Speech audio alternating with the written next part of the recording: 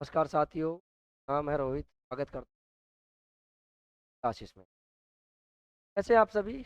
आशा करते हैं कि आप सभी आपकी तैयारी बहुत बेहतर चल रही है। और आपको एक बात समझ में, आप बार बार डायलॉग की डायलॉग नहीं है ये।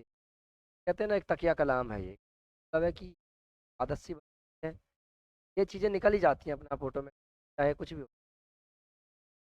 आज की जो हमारी क्लास है वो है गंगा की प्रमुख सहायक नदियाँ, और एक नदी हमने उस नदी को हम बात करी थी, हमने उसको तो हमने इससे पहले जो नदी को हम जानते हैं, यमुना नदी।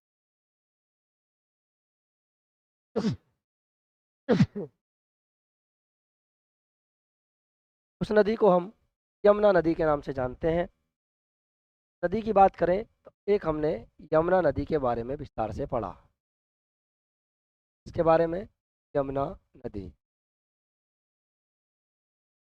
ये हर एक एग्जाम के लिए इम्पोर्टेंट है। आप चाहे, कंपटीशन का दौर इतना ज़्यादा हाई हो गया है, अगर आप सोचें कि मैं इसको छोड़ दूं उसको छोड़ दूं, तो आप कहीं ना कहीं ये सोचोगे मैं कुछ ना कुछ कहीं गलती कर रहा हूँ। और गलती क्या है कि मान लो मैंने माना आज नदी पढ़ी और नदी में मैंने सब कुछ पढ़ लिया, लेकिन यमुना नदी नहीं पढ़ा, या मैंने सब नदी पढ़नी गंगा नदी नहीं पढ़ा, तो ये हमें कहीं ना कहीं ये रह जाता है कि मुझे गंगा नदी से क्वेश्चन छूट जाएंगे। तो आपको पता है कि समय किस प्रकार का है, किस प्रकार का समय है कि समय वो है, आप जितना तैयारी कर लोगे आपके लिए उतना ही कम पड़ जाएगा। इस समय हर कोई स्टूडेंट कर रहा है, हर कोई स्टूडेंट जगह जगह से एक क्लास में संतुष्ट न रह करके जगह जगह से कई क्लास अटेंड करता है। बहुत सारे चैनल्स में खरीद रखता है, क्योंकि सभी लोग, आपको पता है कि 699 यानी 699 या 599 या आपके 999, इस तरीके से कोर्स पेड करते हैं, कोर्स बेचते भी हैं। और बच्चा सोचता है कि यार मैं क्यों खाम खा मैं किसी को 5-6 हज़ार रुपये दूँ। एक काम करता हूँ, 3 कोचिंग सेंटरों से 3 कोर्स खरीद लेता हूँ। इसमें कुछ और होगा, इसमें कुछ और होगा, इसमें कुछ और होगा, लेकिन टॉपिक सब में सेम होते हैं, बस समझाने का तरीका अलग अलग होता है। बस वो तरीके ही पसंद आते हैं किसी भी टीचर के। समझाने का तरीका सबका अपना अपना अलग होता है। अगर वो तरीके बच्चे समझ जाते हैं तो वही टीचर बेस्ट हो जाता है। वैसे टॉपिक वही होते हैं। बस थोड़ा सा डिलीवर करने का तरीका अलग होता है, इसका बस इतना समझना। और एक प्रकार से एक नाम भी होता है कि हाँ, जब चल जाते हैं समय आने पर कि वो एक नाम है, हाँ जी ये चीज़ है, ये चीज़ पढ़ाते हैं। ठीक है, चलिए। आपको कहीं छोड़ना नहीं है, कुछ भी टॉपिक को पढ़ते रहना है, चाहे आप कहीं भी जुड़ जाइए। फ्री एकेडमी से जुड़ जाइए, बहुत सारी ऐसी फ्री एकेडमी चल रही हैं कि वहाँ पे भी पढ़ाया जा रहा है। आप उन्हें मौका दीजिए, यहाँ पे देखिए उनको। हमारी एकेडमी से जुड़ जाइए, बुगिदा एकेडमी से, वहाँ पे भी प्रैक्टिस सेट चल रहे हैं। यहाँ पे आपको चल रहा है तो वहाँ से प्रैक्टिस सेट करते रहिए। बहुत सारे प्रैक्टिस सेट है जो पड़े हुए हैं। ठीक है, चलिए तो शुरू करें बिना किसी देरी के। पिछली क्लास हमने यमुना नदी को लेकर के की थी, यमुना नदी तंत्र को लेकर के, और यमुना की प्रमुख सहायक नदियों के बारे में पढ़ा था। थोड़ा मोटा मोटा देख लेता हूँ। यमुना नदी लंबाई 1380, कहाँ से निकलती है? कहाँ से निकलती है? यमुनोत्री ग्लेशियर, यमुनोत्री।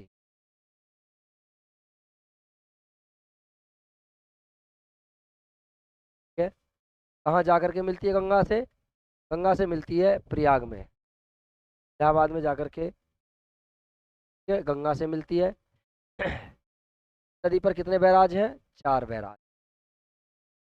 ठीक है, इस नदी पर नहरें कितनी है?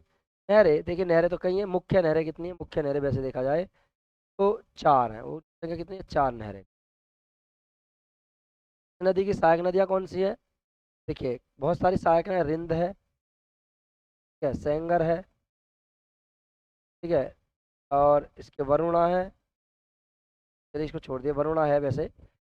इसकी सहायक नदी है। ठीक है, जो आपके कहाँ जा करके मिलती है? ये आपका मेरठ, मेरठ से निकल कर आती है। और मेरठ से निकलती हुई ये सीधे आपके देखा, आपको पता है ये नदी यहाँ से निकल कर आती है। और इस नदी को किसके नाम से जाना जाता है? देखिए ये गाजियाबाद से भी निकलती है और हिंडन नदी के नाम से जानते हैं। हिंडन, ठीक है, हिंडन। वैसे मेरे याद था, अभी जवान पे से उतर गया था। और हिंडन नदी के नाम से जानते हैं इसे।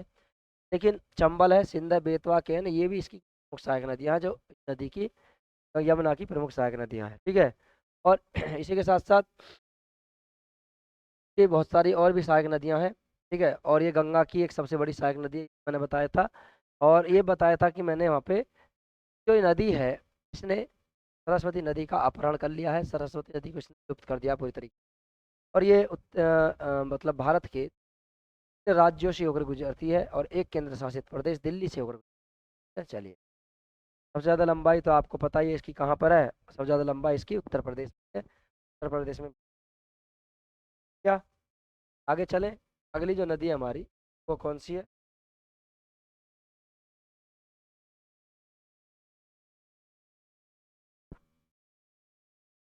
नदी है हमारी, वो नदी है हमारी रामगंगा।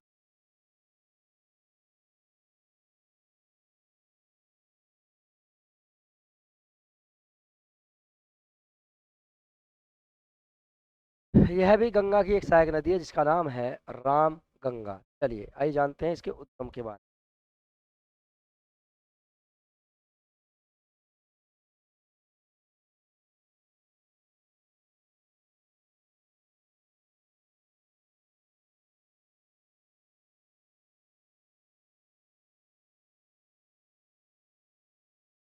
नदी का उद्गम कहाँ से हुआ है? ठीक है, नदी का उद्गम कहाँ हुआ है, तो हम क्या कहेंगे, कुमाऊं हिमालय। कुमाऊं हिमालय। कुमाऊं हिमालय कहाँ पड़ता है? यह उत्तराखंड, यह उत्तराखंड के, उत्तराखंड के कुमाऊं हिमालय से निकलती है।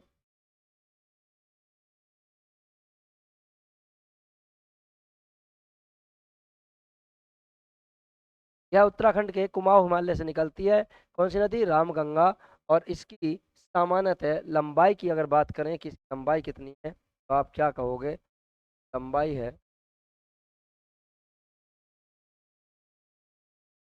लंबाई वह 596, यानी यह नदी 596 किलोमीटर लंबाई में प्रवाहित होती है। और यह कहाँ से निकलती है? कुमाऊं हिमालय से निकलती है। कुमाऊं हिमालय आपके उत्तराखंड में पड़ता है। भारत का जो उत्तराखंड वाला क्षेत्र है या राज्य है उत्तराखंड, उससे निकलती है आपके रामगंगा। और ये गंगा की एक सहायक नदी है। सबसे पहले बाएं तट से आकर के मिलने वाली जो नदी है उसके कहते हैं हम रामगंगा। उत्तराखंड के कुमाऊं हिमालय से निकलती है, 596 किलोमीटर लंबी जलधारा के साथ बहती है और गंगा नदी में मिल जाती है। कहाँ मिलती है उसके बारे में बात करेंगे। चलिए आइए जानते हैं इसके कुछ और अन्य महत्वपूर्ण बिंदुओं के बारे में कि कहाँ क्या है। नंबर फर्स्ट है, यह नदी, यह नदी शिवालिक पहाड़ियों को पार कर, शिवालिक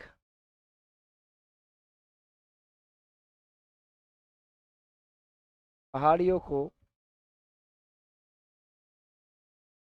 पार कर, यह नदी शिवालिक पहाड़ियों को पार कर यह गंगा में, सॉरी, शिवालिक पहाड़ियों को पार कर नजीबाबाद में प्रवेश करती है। नजीबाबाद, नजीबाबाद या नजीबाबाद, नजीबाबाद, नजीबाबाद में प्रवेश करती है। नजीबाबाद में प्रवेश है। नजीबाबाद कहाँ पड़ता है? तो यह उत्तर प्रदेश में पड़ता है। उत्तर प्रदेश में, यानी नजीबाबाद उत्तर प्रदेश में पड़ता है। यहाँ पर ये नदी प्रवेश करती है। और जब ये प्रवेश करती है यहाँ पे, तो यहाँ से फिर आगे प्रवाहित होती है और आगे जाती हुई ये कम से कम जहाँ से प्रवेश करके निकल जाती है। और जब नजीबाबाद से फिर प्रवेश करती है हरदोई में, कहाँ प्रवेश करती है? हरदोई में। तो ये नजीबाबाद से होती हुई हरदोई, तो हरदोई में ठीक है, उत्तर प्रदेश के हरदोई में यह गंगा नदी में, गंगा नदी में मिल जाती है। ठीक है, यानी उत्तर प्रदेश हरदोई जिले में ये गंगा नदी में मिल जाती है। और इस नदी का नाम क्या है? रामगंगा। गंगा की एक सहायक नदी है, हरदोई जिले में जाकर के गंगा नदी में मिल जाती है उत्तर प्रदेश। ठीक है, चलिए हो गया यहाँ तक, कोई दिक्कत तो नहीं है। आगे चलें। नेक्स्ट नदी की बात करें तो नेक्स्ट नदी जो हमारी आती है इस हम जानते हैं शारदा नदी के नाम से। हम जानते हैं शारदा नदी के नदी कौन? शारदा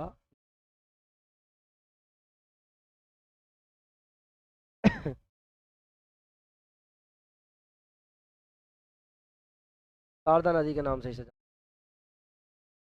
हैं। शारदा नदी।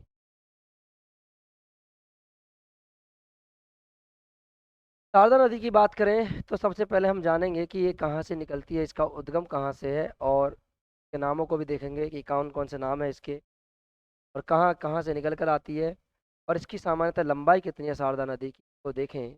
देखिए, याद रखना, शारदा नदी का जो उद्गम होता है, उद्गम मैंने बताया था, शारदा नदी का जो उद्गम होता है कहाँ से होता है? शारदा नदी का जो उद्गम होता है ये आपके मानधाता हिमनद, मानधाता,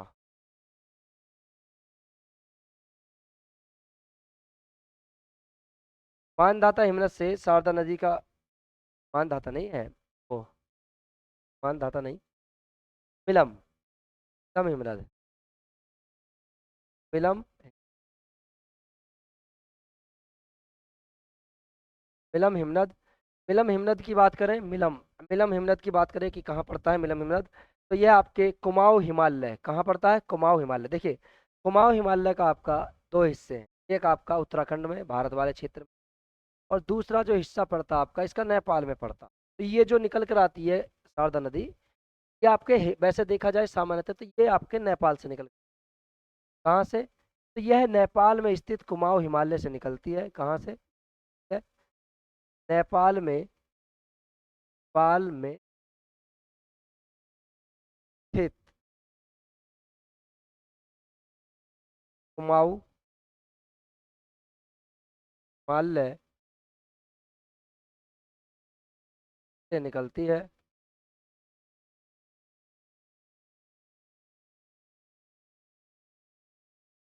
ये नेपाल में स्थित कुमाऊं हिमालय से निकलती है, जिसे बोलते हैं हम, नाम है इसका शारदा नदी। ठीक है, कौन सी नदी है? शारदा नदी। शारदा नदी नेपाल में स्थित कुमाऊं हिमालय से निकलती है, इसको आप याद रख लेना।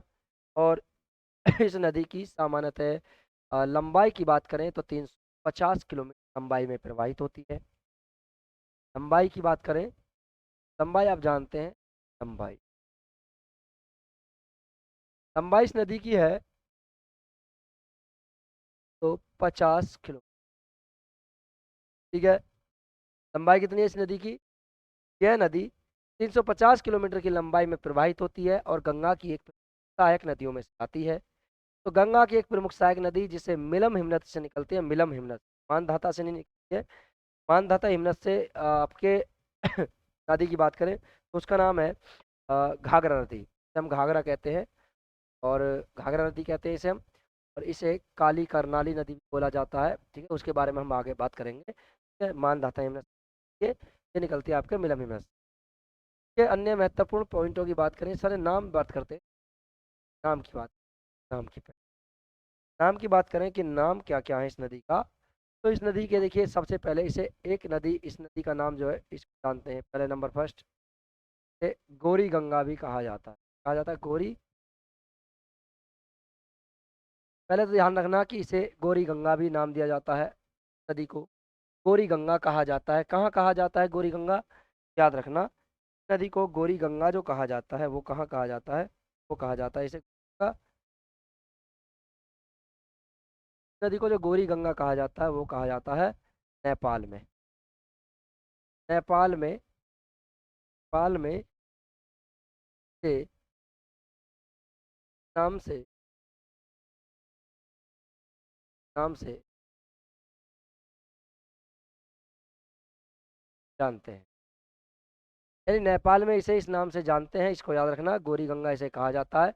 वहीं इस नदी का एक नाम और है, क्या नाम है? वो कैरियाला कहते हैं, सॉरी, काली नदी, इसे काली नदी भी कहा जाता है। और इस नदी को एक नाम और दिया गया है जो इसका काफी महत्वपूर्ण नाम है, इसे चौका नदी भी कहते हैं। क्या बोलते हैं? चौका नदी। ठीक है?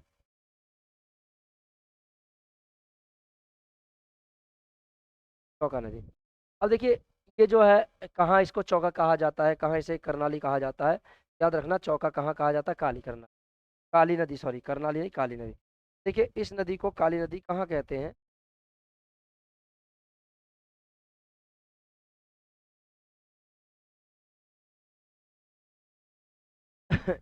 नदी को काली नदी कहाँ कहते हैं? तो देखिए काली नदी से नेपाल, नेपाल व भारत की सीमा पर के नाम से, नाम से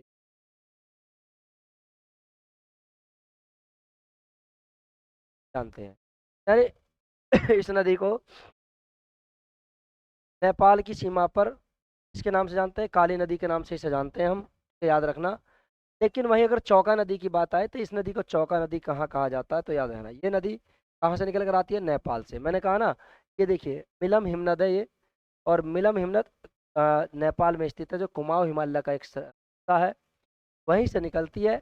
और जब गौरी गंगा, इसे नेपाल में ही कहते हैं, गौरी गंगा के नाम से जाना जाता है इसे नेपाल में।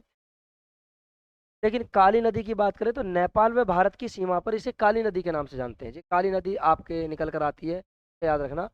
लेकिन जब ये उत्तर प्रदेश के बाराबंकी में आती है, कहाँ आती है? बाराबंकी, बाराबंकी। जब उत्तर प्रदेश के बाराबंकी में ये नदी आती है, तो बाराबंकी से इसके नाम से जाने, चौका नदी के नाम से जानते हैं। बाराबंकी में इसे गंगा में मिलने से पहले, गंगा में मिलने से पहले,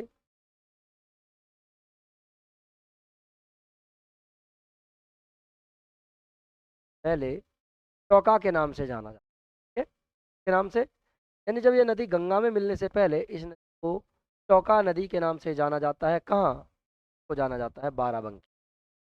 यानी ये मैदानों में जब प्रवेश करती है तो बाराबंकी में एक घाघरा में मिलने, सॉरी घाघरा में मिलने से, गंगा में नहीं, घाघरा,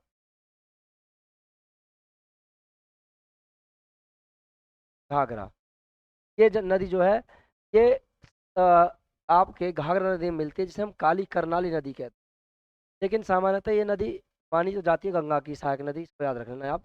लेकिन कहते हैं कि ये घाघरा में मिलती है, घाघरा जाके गंगा में मिलती है। तो ये गंगा की भी एक सहायक नदी है, तो घाघरा में मिलने से पहले इसे बाराबंकी में चौका नदी के नाम से के नाम से, चौका नदी के नाम से इसे जाना जाता है। कहाँ? शारदा नदी। तो चौका नदी के नाम से जाना जाता है इसे बाराबंकी। ठीक है, आगे नेक्स्ट बात करें। आगे जो आता हमारा, आज काफी मिस्टेक वाली है। चलिए आगे देखें। अगली जो नदी है हमारी, वो उसका नाम है करनाली नदी। क्या है? करनाली।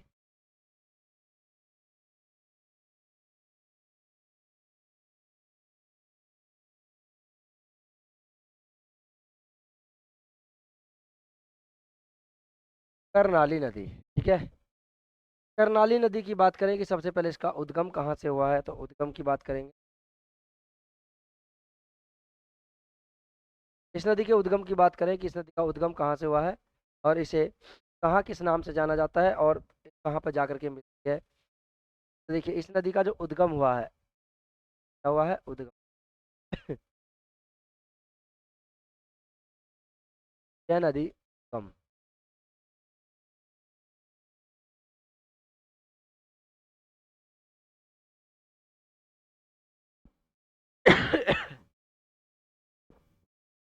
नदी के उद्गम की बात करें, इस नदी का उद्गम मानधाता, मान धाता हिमनद,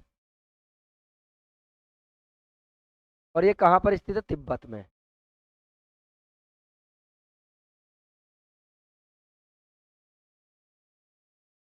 यह तिब्बत में स्थित है मानधाता हिमनद, और ये आपके यहीं से निकलती है। आपके कौन सी नदी? आपके इस नदी का नाम है करनाली नदी। लेकिन सामान्यतः ये माना जाता है कि यह नदी तिब्बत से ना होकर के, या आपके इसका उद्गम जो हुआ है, कहाँ से माना जाता है? लेकिन इसका जो उद्गम है, लेकिन इसका उद्गम का उद्गम नेपाल हिमालय, नेपाल हिमालय से माना जाता है।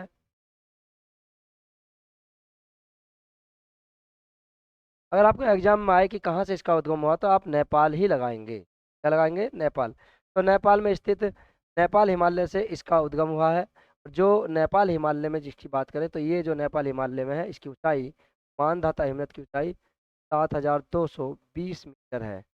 समुद्र तल से जो ऊंचाई है इसकी 7,220 मीटर है इसकी ऊंचाई, मानधाता हिमनद की। और यहीं से निकलती है आपके नदी जिसका नाम है कर्णाली। ठीक है, यहाँ तक हो गया। इस नदी के कुछ नाम है, आपको नेपाल लगाना है, ये वाला नेपाल हिमालय लगाना है, इसको याद रखना सर। एग्जाम में आए तो आप नेपाल हिमालय कहेंगे क्योंकि ये बॉर्डर सीमा से आ रही है, तिब्बत वाले सटे हुए सीमा से निकल कर आती है। जैसे आपका, हमें पता है एक चीज़ है, देखिए आपको मैं आज क्लियर कर रहा हूँ थोड़ा सा। आपने एक पर्वतमाला का नाम सुना है, शिखर का नाम, उस शिखर को हम जानते हैं बहुत अच्छी तरीके से। उस शिखर का नाम है माउंट एवरेस्ट। आपको पता है 8,850 मीटर इसकी ऊंचाई है, या फिर 8,849 मीटर की ऊंचाई है। ठीक है। कहीं 50 भी है, 49 भी है, सामान्यतः आपको दिखाई देगा 50 मीटर ही आएगा। अब आपको 49 तो कम ही आएगा, बहुत ज़्यादा। जो माउंट एवरेस्ट है हमें सबको पता है कि सामान्यतः ये जो स्थित है कहाँ, नेपाल हिमालय, नेपाल में स्थित है। लेकिन अगर वास्तविकता में देखा जाए तो नेपाल और तिब्बत की सीमा पर स्थित है ये हिमालय। लेकिन ज़्यादातर इसका हिस्सा जो है वो नेपाल में आता है, इसलिए इसे नेपाल में माना जाता है इस शिखर को। ये क्वेश्चन पूछा भी गया है कि निम्नलिखित नेपाल हिमालय किन दो देशों, वहाँ पर, सॉरी नेपाल हिमालय नहीं, अ, ये जो पर्वतमाला माउंट एवरेस्ट निम्नलिखित में से किन दो देशों की सीमाओं पर स्थित है? वहाँ देता है आपका भारत नेपाल, नेपाल तिब्बत, नेपाल आपके ये भूटान, या नेपाल, या भारत, या पाकिस्तान। बहुत सारे स्टूडेंट ऐसे हैं कि जो भारत और नेपाल को टिक कर देते हैं, जबकि इसका माउंट एवरेस्ट का एक भी हिस्सा भारत में नहीं आता है, ये तिब्बत वाले क्षेत्र में जाता है। तो माउंट एवरेस्ट जो माउंट एवरेस्ट जो शिखर जो स्थित है वो नेपाल और तिब्बत की सीमा पर स्थित, याद रखना। जब आप तिब्बत ना देकर के आपसे चीन दे देगा, तो इसको याद रखना। इसी तरीके से यहाँ पर है ये ज़्यादातर हिस्सा इसका देखा जाए तो बॉर्डर से ही आती है, तो इसलिए हम तिब्बत भी मानते हैं इसको, लेकिन माना जाता है इसको नेपाल हिमालय, नेपाल से निकलती है। आगे बात करें कि इसके नाम को लेकर के, कि नाम इस नदी के क्या क्या नाम है, तो याद रखना इसे नदी को केरियाला नदी कहते हैं। केरियाला मैंने बताया था ना, ये वाली नदी केरियाला नदी या करनाली नदी। ठीक है। नंबर फर्स्ट, पहला है करनाली, करनाली। नंबर दो, केरियाला। नंबर तीन, घाघरा। में आगे गोमती नदी मिलती है, घाघरा। घाघरा कहाँ कहा जाता है इसे? घाघरा गंगा के मैदानों में इसे घाघरा कहा जाता है। कहाँ? गंगा के मैदानों में इसे घाघरा कहा जाता है। और नेपाल में इसे केरियाला नदी के नाम से जानते हो, करनाली नदी भी इसे कहा जाता है। ठीक है। ये सामान्यतः स्थानीय नाम है, वास्तविक नाम इसका घाघरा है। ठीक है, घाघरा नदी। करनाली, केरियाला, ये नदी तो हम कह देते हैं इसे, नेपाल में केरियाला कहते हैं। ठीक है, केरियाला।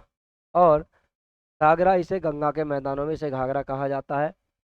यह नदी शिवालिक हिमालय में एक गहरा गार्ज बनाती है। क्या बनाती है? नेपाल के पश्चिम में स्थित है आपका, और नेपाल, सॉरी, ये नदी नेपाल के पश्चिम में स्थित, जो शिवालिक हिमालय से निकलने से पहले उसमें एक श्रेणी पड़ती है, इसे बोलते हैं महाभारत श्रेणी। तो नेपाल में स्थित नंबर फर्स्ट, यह नदी नेपाल में स्थित महाभारत श्रेणी में एक गहरा गार्ज बनाती है। ठीक है? यह नेपाल में स्थित महाभारत महाभारत श्रेणी में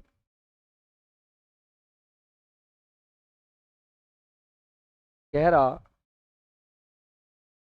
गार्ज बनाती है, मतलब गड्ढा बनाती है।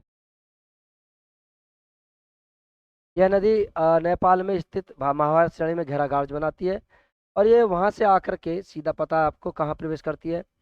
ये नदी निकल जाती है आपके बिहार की तरफ, और बलिया के निकट। बलिया आपके कहाँ पड़ता है? बलिया आपके पड़ता है उत्तर प्रदेश में।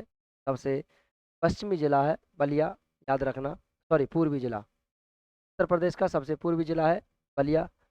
इधर वाले हिस्से की बात करें तो बलिया सबसे सटा इधर लगा हुआ है, लेकिन हम पश्चिमी जिला भी इसे नहीं कह सकते। जब ये यहाँ पर जाती है तो यहाँ से निकलती हुई आगे जाती है बिहार में, और बिहार में छपरा आपके पड़ता है, छपरा। ठीक है, तो बलिया के निकट, बलिया के निकट छपरा शहर के पास, शहर के पास यह गंगा में मिल जाती है। यह छपरा शहर के पास गंगा में मिल जाती है, गंगा नदी में। ठीक है, और ये किसकी सहायक नदी है? ये सहायक नदी आपके गंगा की एक प्रमुख सहायक नदी है, इसको आप याद रख लें। ठीक है, चलिए, तो आज की क्लास को हम यहीं समाप्त करेंगे। मिलते हैं नेक्स्ट क्लास में। सभी के लिए जय हिंद और जय भारत।